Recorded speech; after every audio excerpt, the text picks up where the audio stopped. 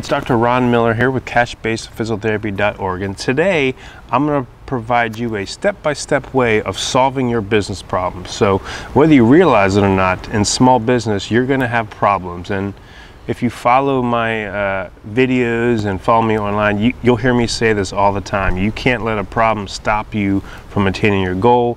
You constantly have to be bigger than your problem and, assess the problem, overcome it, learn from it, and keep going forward until you attain your goal. So, I love solving problems, whether it's in the clinic with a complex patient or whether it's in small business in a cash-based physiotherapy practice. I love solving problems. I solve problems. So if you're dealing with a problem and you need some help with it, please follow me on social media or send me an email. I will help you resolve your business problem, or even if it's a complex case in a cash-based clinic, post it to the 101 forum and we can problem solve together. But if you're dealing with a problem, let me know. I'm here to help, whether it's business related or whether it's in the clinic. So I'm going to go over 5 steps that you can use if you're dealing with a business problem in your cash-based physiotherapy practice. So I do have some notes on this because I wanted to keep it organized, because I can go off track really quick and my brain just keeps going. So I wanted to keep it organized. So step 1 is clearly identify the problem. Step 2 is look at the factors that is affecting the problem, or look at the business stats that is correlated to this problem. Step 3 is solve the problem. Step 4 is implement the solution. And then step 5 is assess, change, and reassess.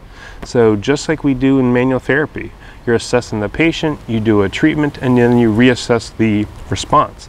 The same thing goes for business problems. When you do assess the problem and you implement your solution, you have to reassess to make sure that you're providing a solution and it's working. So that's the whole purpose of keeping your business stats, and you'll hear me say this over and over again. You have to track your business stats, otherwise you have nothing to implement or to manage or to change in the process of helping to solve this problem. So what's an example? So where I live, if I was the homeowners association, okay, and the problem is this: people aren't picking up their dog poop. There's dog poop everywhere. So that's the problem. There's dog poop everywhere in our neighborhood. Okay, so what are some factors or some stats that we can look at to help solve this problem? So the laziness of people just not picking up their poop. Okay, that's fine. With the dog poop, we're not going to really probably change that. People are going to be lazy. Well, how about when is there more dog poop? Is there some sort of factor that's correlating when there is increased dog poop, or why is that happening? Okay, how about they have little stations set up where there's doggy bags everywhere and stations for that? So do we need to add more stations or organize them in a different area? Are certain dog stations running out of bags more than others? Do we need to move the dog bag station? What's our current budget for bags and the doggy stations? Do the bags constantly run out on Tuesdays and Wednesdays because they're scheduled on Thursdays for the cleanup and exchange to put new dog bags in? Is there a correlation with, there's always an increase in dog poop around the neighborhood when the bags are running out? So is there something that we can change there? So the point is, you have to look at all the factors: business stats, budget, any kind of effect or problem that is correlated, that's adding into this problem. So if we want to solve the problem, for example, we're going to, instead of having someone switch out the dog bags once a week on a Thursday, we're going to change it to a Monday, Thursday. And a second thing that we're going to solve is we're going to have smaller bag rolls. So we're not going to leave bags left over, but that we could put smaller bag rolls in Mondays and they'll get switched, and by Thursday they'll be really low and almost ran out, and then we'll get refilled and changed again on Thursdays. Okay, and then you implement the actual solution. So instead of getting staff to go out there once a week, we're going to have staff go out there twice a week. And Do we have the budget for that? And we do. So then we implement it, and in 2 months you reassess the same problem. Okay, are we still having a dog poop problem? Do you go back and reassess and make changes? Well, every time on Monday the bags are pretty much empty, but on Thursdays they're pretty much still leftovers there. So why not move it to Friday instead and see if most people are using the bags on the weekends, let's move it on a Friday. And you constantly assess, change, and reassess the outcome until the problem is fully solved to move on. Okay, so that's a quick little example. I know it was a stupid example, but it was, it's something that I dealt with this morning. I was like, man, why is there so much dog poop when I'm walking the dogs? And it just got me thinking a little bit. But you can take these 5 strategies and implement them to any business. Okay, so for example, let's go over a cash-based physical therapy problem. Okay, so what's the problem? Getting new patients. Okay, that's a problem that's every cash-based clinic is going to have this problem.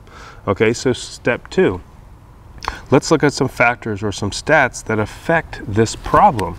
Okay, number 1 clearly is going to be marketing. Okay, are you managing your marketing stats? Is your marketing strategies working? Okay, is it a website problem? Is it a landing page problem? Is it that you're getting a lot of people clicking on your ads, but no one's taking action? So, are you identifying, are you even doing the effective marketing to get people calling? Or, marketing is a broad topic, and that's a whole nother lecture. But marketing could be your problem of why you're not getting newer patients. So, what if people are calling, but you're not scheduling evals? Okay, so what if your marketing is working and people are calling, but you're not getting any evaluations from it? Thus, you're not getting any new patients. So 2 things that could be the problem. You don't know how to sell, your phone call process is broke and you can't convert patients, or you're attracting the wrong type of patient. Okay, so let's look at another thing. If you are running a business and you're doing well, and say that you're getting people calling, you're getting some evals, and you're getting some new patients, but you want more new patients, fix an internal problem first before you start spending money and going into external problems. What if you can improve your process? So say you're getting 20 opportunities a month, but you're only getting 5 evals and 4 new patients a month. So what if you can look at all the money lost there from the 20 opportunities to the 5 evals? What's going on with those 15 people? So can you improve your process or your evaluation process to help the conversion rate between the lead and the eval, okay? Or the lead between the new patient. So you can break it down. This is why you have to know your stats. If you know your stats, you can go back, you know exactly where the problem is, and you can fix it. So another option is, how can you increase word-of-mouth referrals? If you want more new patients, there's nothing better than word-of-mouth referrals. And don't just wait and let it happen. Develop a strategy to increase your word-of-mouth referrals. That's going to be your number 1 way to get new patients anyway in a new cash-based physical therapy practice. So you have to think of ways of this. What if you have a problem of people are coming in, people are calling, people are coming in for the evals, but no one's committing? That's a problem, and it's leading you to have no new patients. So if you can clearly identify that, you can fix that problem. And that's an eval sales process, that no one's committing to treatment. So you're getting people calling, you're getting people coming in for the eval, but no one's committing. You need to fix that problem. So this is the point. Once you identify all these risk factors that are affecting your problem of getting new patients, then step 3 is solve the problem. Okay, provide a solution for it. Step 4 is implement it, and then every month assess your results, make some changes, and reassess again. So it goes back to the same thing. You can't just fix it and let it go, but you have to manage your business stats over the next 2 months and see if that problem's fixed. And then you keep on making adjustments until it's fixed, and then you don't have the problem anymore, and then you move on to the next problem. So there will be problems with this, but With this step-by-step process, now you know how to fix a problem, okay? Step 1 is identify the problem. Step 2 is look at all the risk factors and the business stats that could be correlated or affect your problem. Step 3 is solve the problem. Step 4 is implement the solution. And step 5 is assess, change, and reassess. So let me know if you're having any problems, whether it's a complex patient in the clinic or even running your cash-based physical therapy practice. I'm here to help. I love solving problems. So please, if you are dealing with something, let me know. I'm here to help. And thanks again for tuning in.